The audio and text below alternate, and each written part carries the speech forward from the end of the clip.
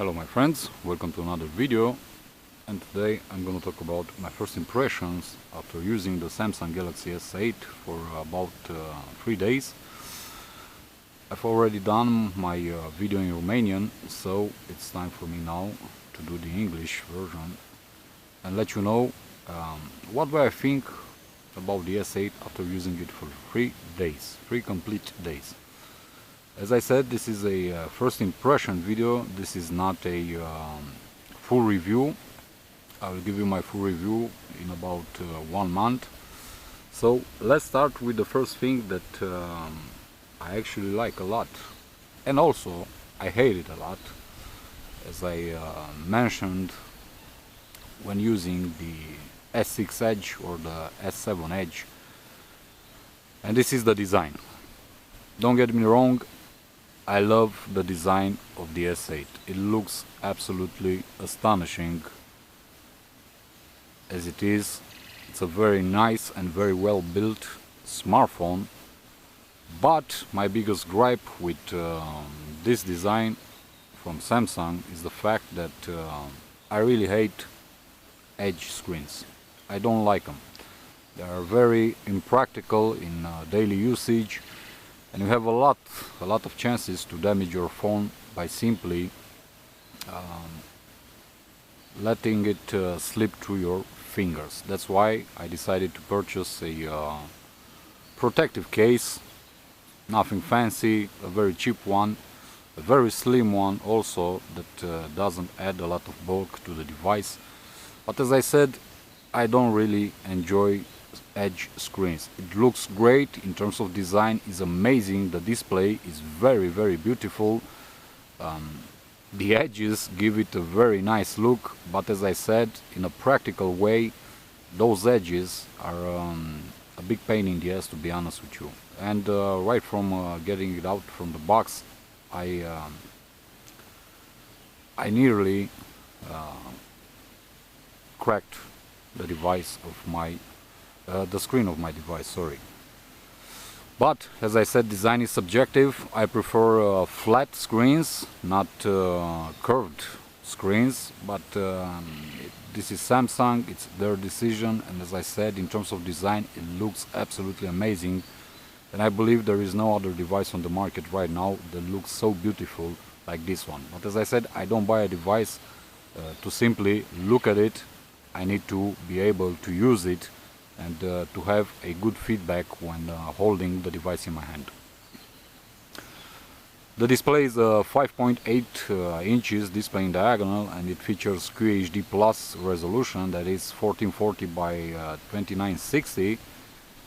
By default, out of the box, it comes with Full HD Plus resolution, so not the full resolution, but you can change that afterwards in the settings.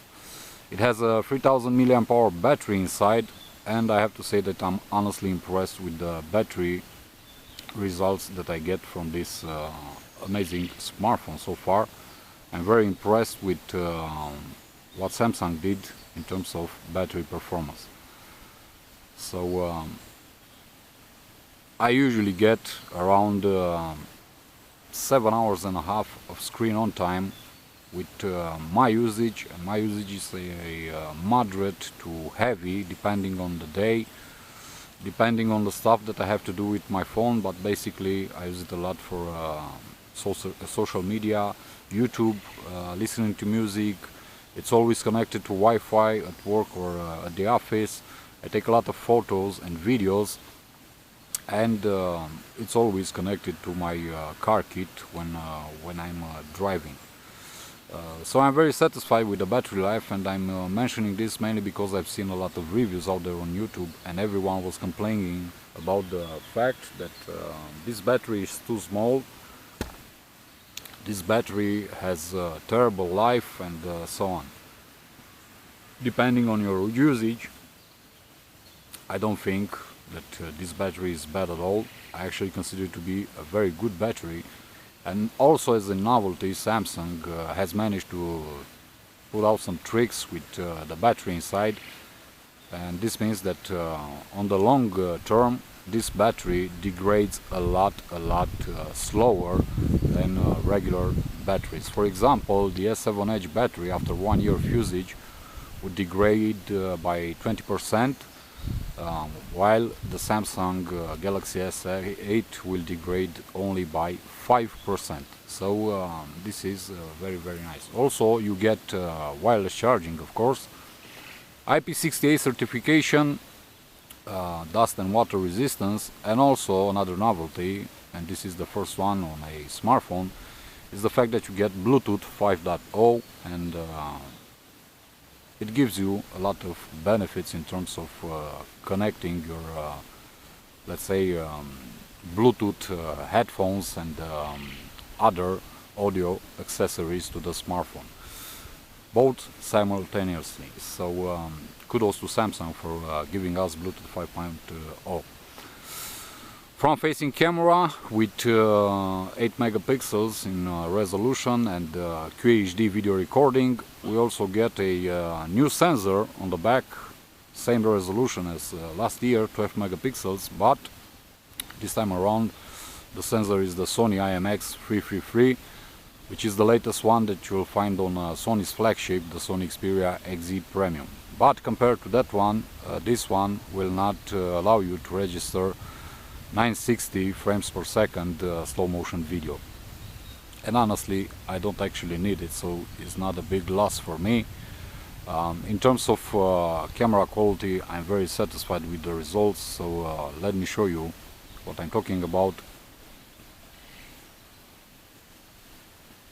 And these are some test shots that I've taken today,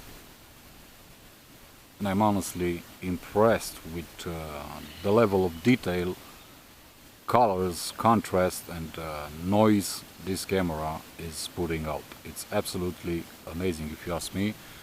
It's one of the best cameras that I tested in the last years. And although, again, I've seen a lot of people saying on YouTube that this is not a big upgrade to the last generation cameras on the S7 and the S7 Edge, trust me, you will notice the difference. It really is a very good camera. You also get all the connectivity things, such as a headphone jack, because everybody is complaining about it. You get USB Type-C and just one lousy speaker at the bottom of the device, and I'm just not getting it. Samsung, why the hell aren't you doing something about the sound output on your loudspeakers? It feels a bit powerful compared to the last generation, but it distorts a lot at high levels of audio consumption, if you want. You get a nano SIM slot card with a micro SD slot. It can take cards up to 256 gigabytes. You have another microphone, no IR blaster, and this pretty much does it in terms of buttons. And the biggest one and the ugliest one is this one right here, and this is the Bixby button. I never used Bixby, mainly because I've seen what it is all about. I don't like AIs on my personal devices, so I've deactivated it, and I really don't get it why Samsung felt the need to give us another hardware button that we could not remap to our needs. At least, I don't know. It would be interesting if I could, I don't know, activate the camera with this button, not their stupid AI interface or Bixby or whatever. I really don't find it useful. In terms of processing, we have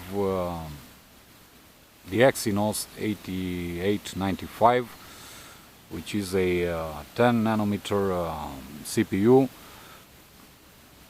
clocked at 2.31 gigahertz with 4 gigabytes of RAM and with the Mali G71 on top. everything runs smooth, everything runs fast. This uses UFS 2.1 storage, so animations, thumbnails in the app gallery load a lot faster compared to older devices. So the whole experience, it's at least for now, while it is still brand new, it feels a lot faster and snappier than everything else. So I had no issues with freezing, with restarts and I don't know, boot loops and so on. So I'm very happy with the overall experience given by the Samsung S8 in terms of performance.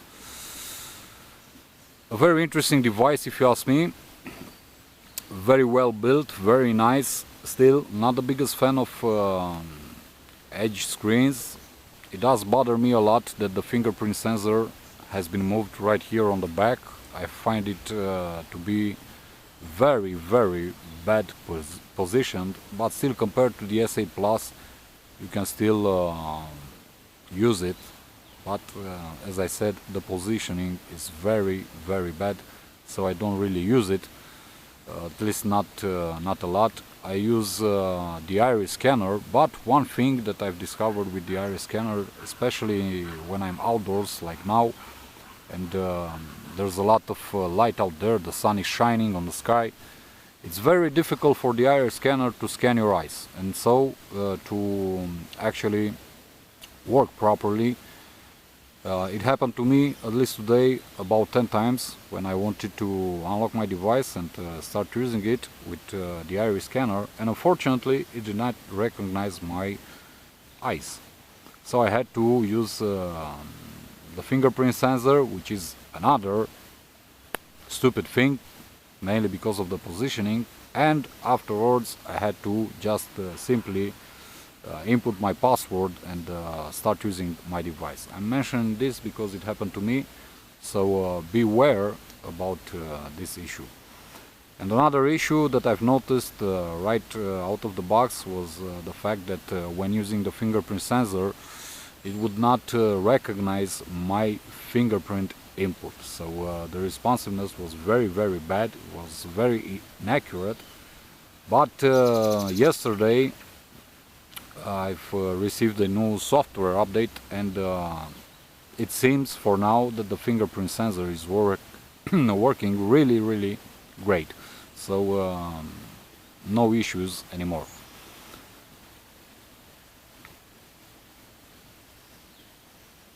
What can I say? I'm very impressed with the device. Samsung did a great job, but to me it still feels like an unfinished product. And what I mean by this is that right after taking it out from the box, I've noticed the infamous red tint. I don't know if it will show on the camera right now, mainly because I'm outdoors and there's a lot of light, but I will try to demonstrate what I'm talking about. So if you go to settings and into the screen mode, you know all the options that you have available. So right now my device is on adaptive display, but when I use AMOLED Cinema, the screen gives me a very pronounced red tint. And this is something that I'm not enjoying at all. Also on AMOLED Photo, the same thing, and also on Basic. But as I said, using it with adaptive display on, this issue is gone. You do get all the color balance options to adjust the colors, but I don't think that using a software update to repair a hardware issue is the solution. So I'm not very fond about this issue. I will continue to use my my smartphone just like this with adaptive display on, but I just wanted to mention it to you so that you can know that there is a issue present with this device. And this I also noticed on the Samsung S8 Plus, where the problem was a lot worse, a lot worse than on the S8. I don't know the culprit, but Samsung should figure this out very soon, otherwise customers will be very unsatisfied with these issues. And this coming right after the battery saga with the Note 7 last year. Interesting device, very nice, very small in terms of size, but with a huge display. It was a bit of a pain in the ass for me to get accustomed with this display coming from the iPhone 7 Plus, which was my daily driver. And although this one features a bigger screen than the iPhone 7 Plus, it was very hard to me for me to get used to this compact body size. But this is a good thing, not a bad thing. Still, I would have preferred for Samsung to make at least one model out of the S8 line with a flat screen, so that users still have a choice when it comes to buying a new device tailored for their needs. A very good device so far. I'm very impressed. I don't know how it will behave in the future months. Hopefully it will not give me the same issues that I've had with every single Samsung device. If you're a follower to my channel, you already know that I've changed 3 Samsung S7 Edges in the past year due to screen or performance issues. So hopefully this time around I won't have the same issues with the S8 or probably with the S8 Plus, because I like big screens, I like big devices. So for me this is just a starting point to see if I can enjoy Samsung products again, in terms of smartphones of course. And probably I'm gonna get the S8 Plus, which I feel is the device that suits my needs at best, mainly due to the bigger display.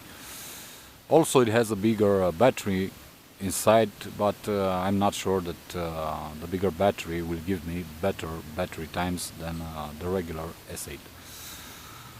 So if you are looking for a brand new device and you don't want to wait anymore to see what's coming from Apple and all the producers, I honestly can tell that you should go and check out the S8. I'm not saying that you should buy it, but at least give it a try, see if it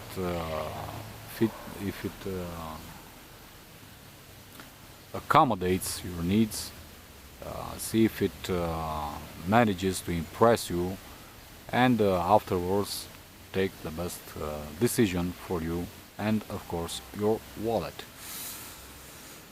Thank you for watching this video, guys. It's starting to rain, so I need to wrap it out. And what can I say? See you in the long-term review, or in the full review, probably in 1 month or so. Until then, as always, my friends, be safe, be good. Peace.